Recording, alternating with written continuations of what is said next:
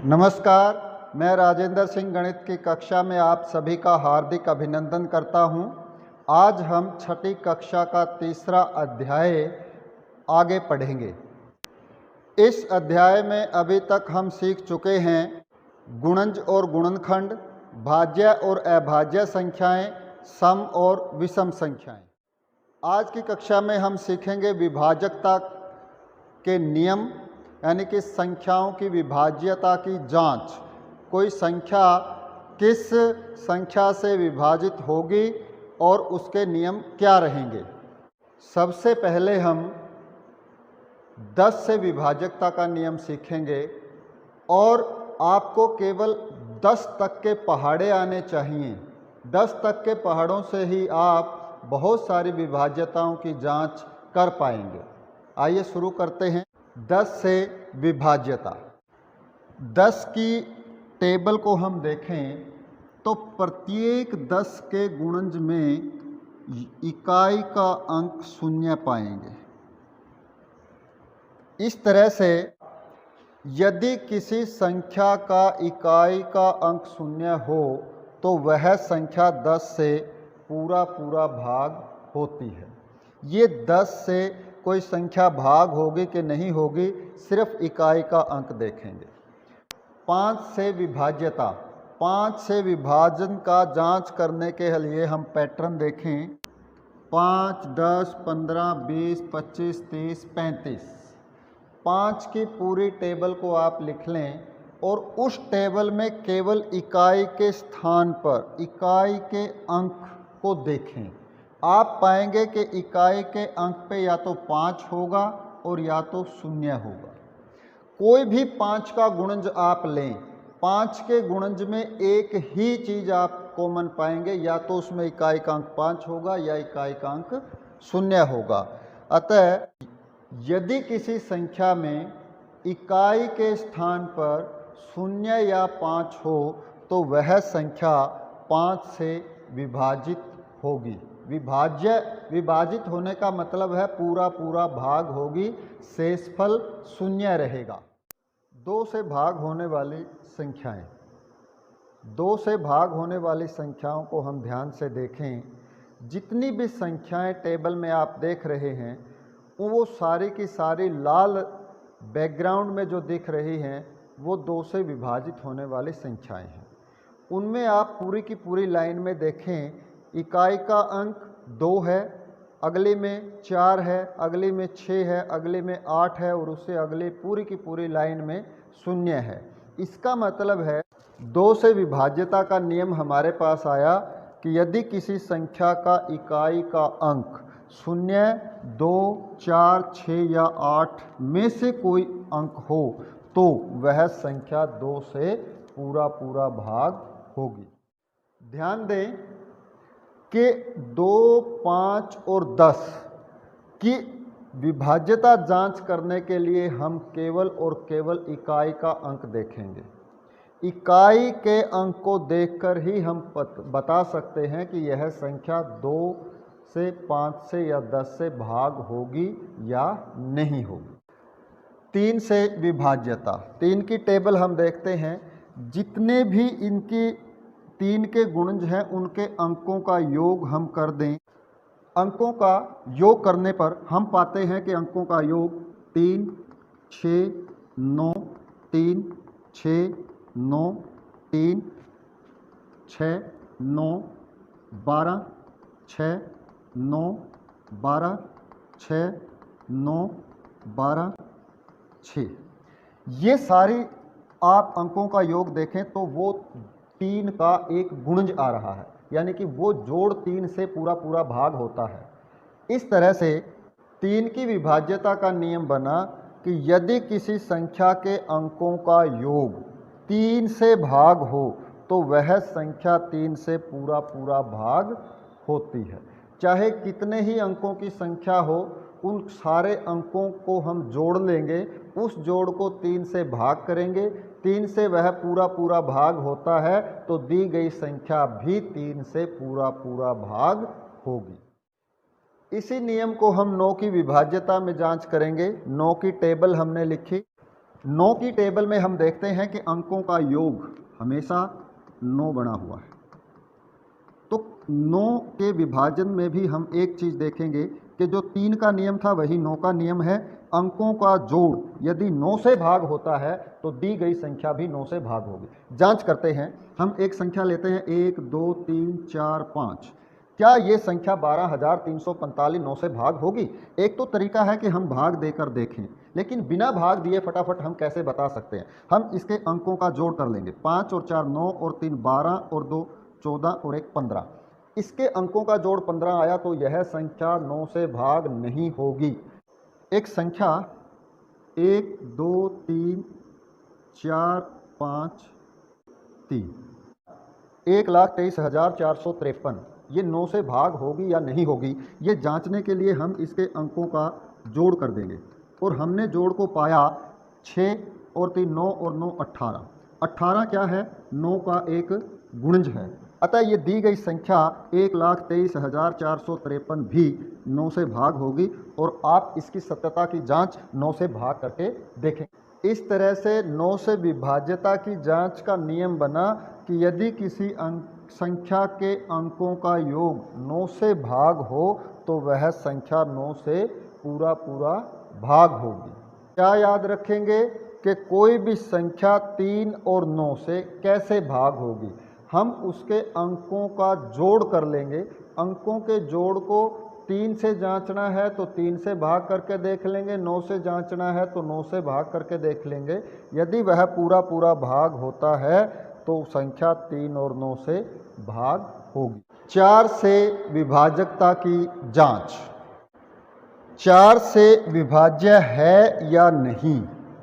3 या 3 से अधिक अंकों की कोई संख्या हो, उसमें अंतिम 2 अंक इकाई और दहाई के अंकों से बनी संख्या को हम 4 से भाग देकर देखेंगे। यदि वो पूरा पूरा भाग हो जाती है तो संख्या 4 से पूरा पूरा भाग होगी। ये पुस्तक के अंदर आपको सारी चीज़ें दी हुई हैं। यहाँ कक्षा में समझने के बाद आप इसको पुस्तक से अच्छे से पढ़ेंगे, समझेंगे। यदि किसी संख्या के इकाई व दहाई के अंकों से बनी संख्या 4 से भाग होती है तो वह संख्या 4। 11 से विभाज्यता। सारणी को आप देखें कि संख्या है 308। इसमें सम और विषम 8 और 3 एक बीच में छोड़ दिया 0। विषम स्थानों के अंकों का योग करेंगे, सम स्थानों के अंकों का योग करेंगे और दोनों के योग को घटा देंगे। और यदि वो या तो 11 का गुणन जाता है या 0 आ जाता है तो दी गई संख्या 11 से पूरा पूरा भाग होगी। 1331 में आप देखिए 1 और 3, 1 जमा 3 4, 1 और 3 यहाँ से 3 जमा 1 4 और 4 में से 4 घटाएंगे 0।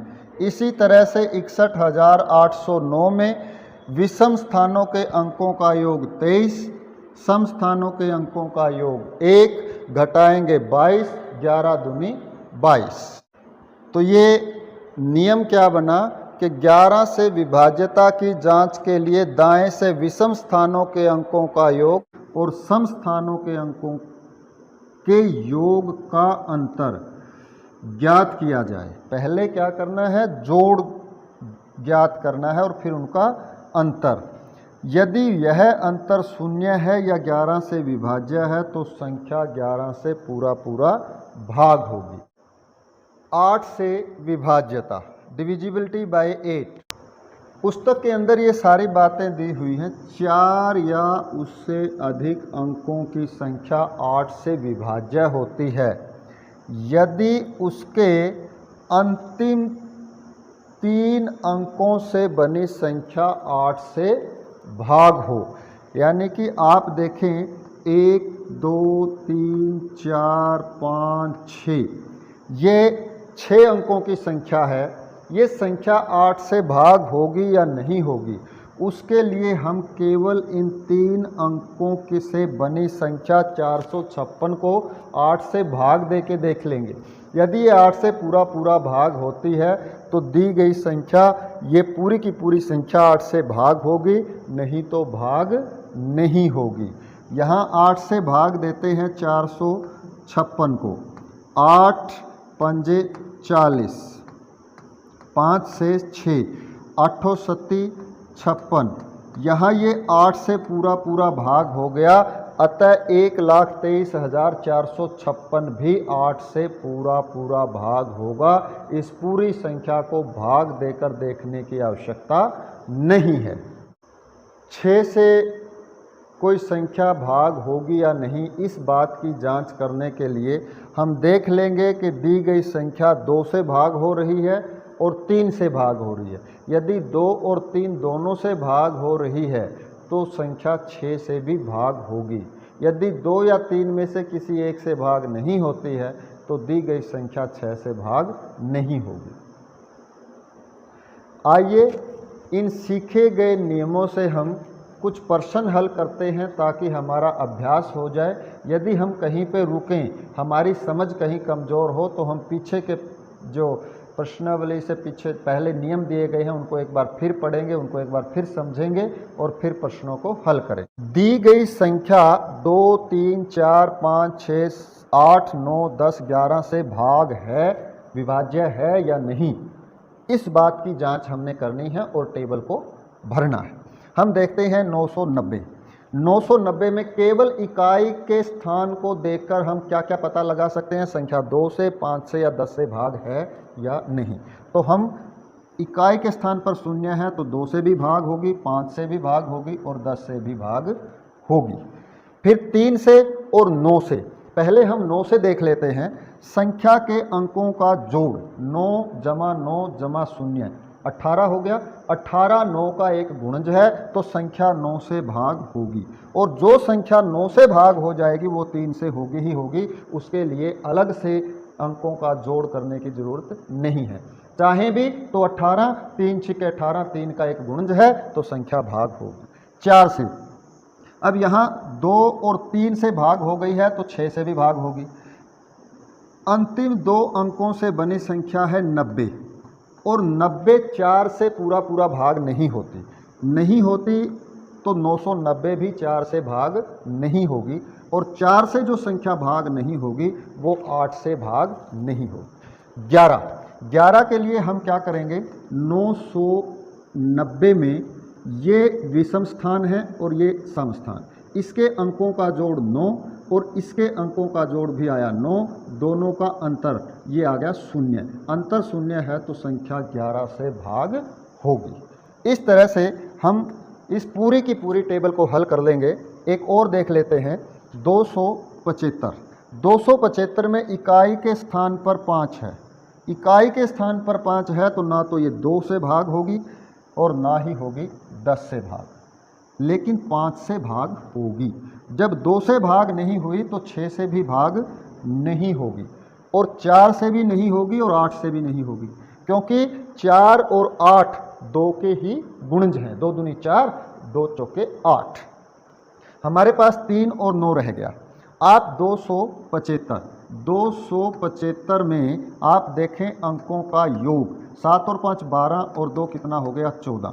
14 ना तो 9 का गुणज है और ना 3 का गुणज।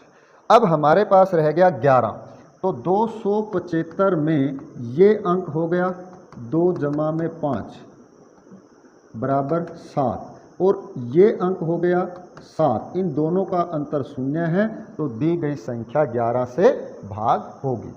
दूसरा प्रश्न है, विभाज्यता की जांच के नियमों द्वारा ज्ञात कीजिए निम्नलिखित में से कौन कौन सी संख्याएं 4 से और 8 से भाग होंगी। 4 से भाग करने के लिए हम क्या करेंगे, अंतिम 2 अंकों से बनी संख्या को 4 से भाग करें। 13 चौके 52, तो ये 4 से भाग होगी।